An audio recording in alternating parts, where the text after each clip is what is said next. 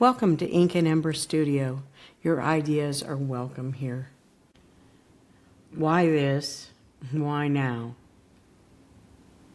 Blink. In the blink of an eye. Blink. Where's Steffi? She peered at me blankly, surrounded by streamers and balloons. She's 80 today. Blink. They were disinfecting our room when I found the juice glass.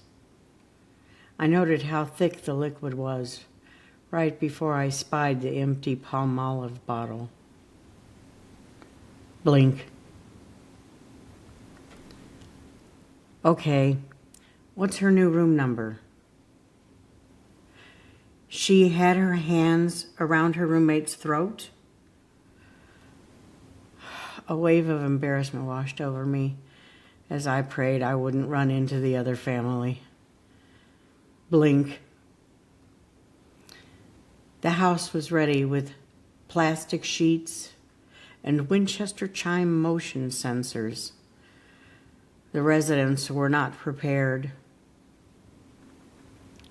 Even the dog went white. Blink. We were 90 minutes into the ride home from the hospital that was 10 minutes away. We're not going to my house. Nope, you're coming to mine. Blink. I phoned my mom every day as I drove home from work. One day she asked me what we were eating for dinner. 3 times in 5 minutes. Same answer each time. She then declared that we sure do eat a lot of pizza. Blink. Her voice was almost too quiet to hear. I've been diagnosed with Alzheimer's. When I asked if she worried she would lose her mind, she simply replied, I'm afraid I already have. Blink. I'm going to do something a little different today. I'm going to take off my writer's hat. And I'm going to talk to you, because you're my friend. And it's really important that this information gets out. My mother passed away Memorial Sunday, 2006. If you know anyone who is a caregiver, please share this video with them. Hug them and tell them they are not alone. I want to talk to you a little bit, just one-on-one, to tell you about my experience with Alzheimer's and being a caregiver for my mother. It's devastating, and you're going to see me do this several times. And I'm going to try not to cut most of it out because this is real. A lot of things happen when you're giving care to a loved one with Alzheimer's.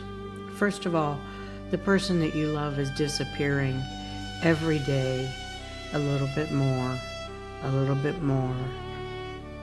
And you can get used to that. That's really hard to believe, but you can get used to watching your loved one disappear slowly.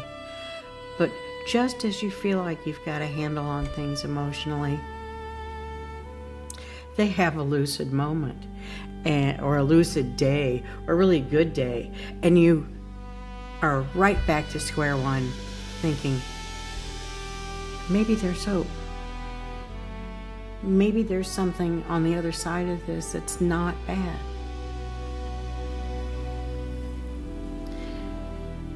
And then the slide starts again. It's an exhausting task to be a caregiver. And there are things that you just don't realize when you head into it. the thing that bothered me, I don't want to say bothered, the thing that was hardest for me to get accustomed to was the fact that all my friends seemed to disappear. People that would normally call from time to time or stop by to visit quit calling and quit stopping by. Not because they didn't care, not because they didn't want to help, not because they didn't love us anymore. They did. They wanted all those things. But they disappear because nobody knows what to say. Nobody knows what to do. And that's normal. But what happens is it leaves the caregiver feeling a little bit lost, a lot alone, and missing out on life itself. So if you know somebody that's going through this, or if you have to go through it yourself, here's a great tip. Make a list of just everyday life tasks that others could help with. Picking up prescriptions, doing a load of laundry, scheduling some appointments, offering to granny sit so that the caregiver can go out for dinner and see a movie or just get away from it. They need a break. Write that list down, and the next time somebody says, "Oh, I'm so sorry for what you're going through. If there's anything I can do to help, let me know." Well, they really mean that. They really want to help. And you really can't think of anything at that moment. But if you have that list of pick up the prescriptions or come by and do a load of laundry and have a cup of coffee with me, give them that piece of paper. Have several of them. And when somebody asks, give them that piece of paper. Then they'll know how they can help you. The reality was that I found out was that my friends all knew that I was just completely overwhelmed between work and trying to run my household, trying to take care of my dog, trying to take care of my mom. I was overwhelmed. And they didn't want to be a burden or to overwhelm me further by stopping by for a visit to see how I was doing or to ask me if I needed anything. So those are all things that are really important. November is National Family Caregivers Month. Help me celebrate those people that are on the front lines with their family. They don't get newsreels about like first responders. They don't get awards. Most of the time, they don't even get thanks. They just get another day of the same thing. What was the movie? It's like the movie Groundhog's Day. You're going through the same motions every day, and every day you wake up and you hope that it's going to be different today, and it's not.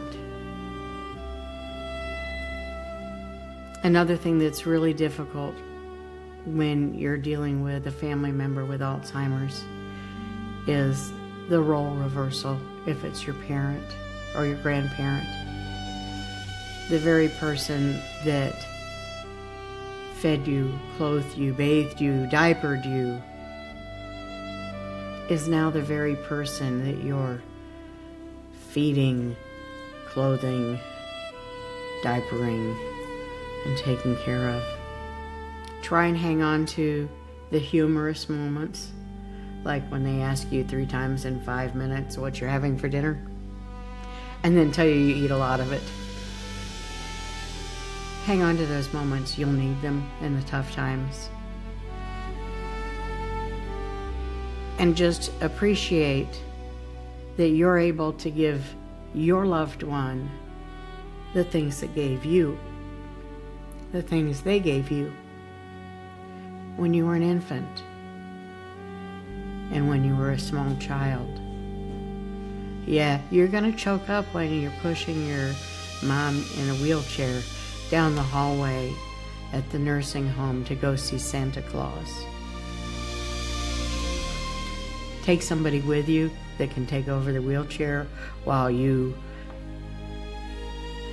beat feet out of the hallway into a nearby restroom. Have a good cry, clean yourself up, and then go back like nothing ever happened. And no matter how much you try to prepare yourself for that moment when they look at you and say, "Where's Steffi? Where's Michelle? Where's Dan?" When they look at you and ask you where you are, that's a gut punch. It's another one of those moments. Try to have somebody with you at those moments because you're going to need their support. Again, please pass this along to anybody that you know that needs this now or that might need it in the future. They're not alone. They're doing a good job. And I'm always here to answer questions. Throw them in the comments. I'm not a professional, but I have lived through this, and I'm still here, and I'm still happy. Thank you, caregivers. I'm Stephanie. Come back to Ink and Ember often. Here, the world pauses while ideas breathe.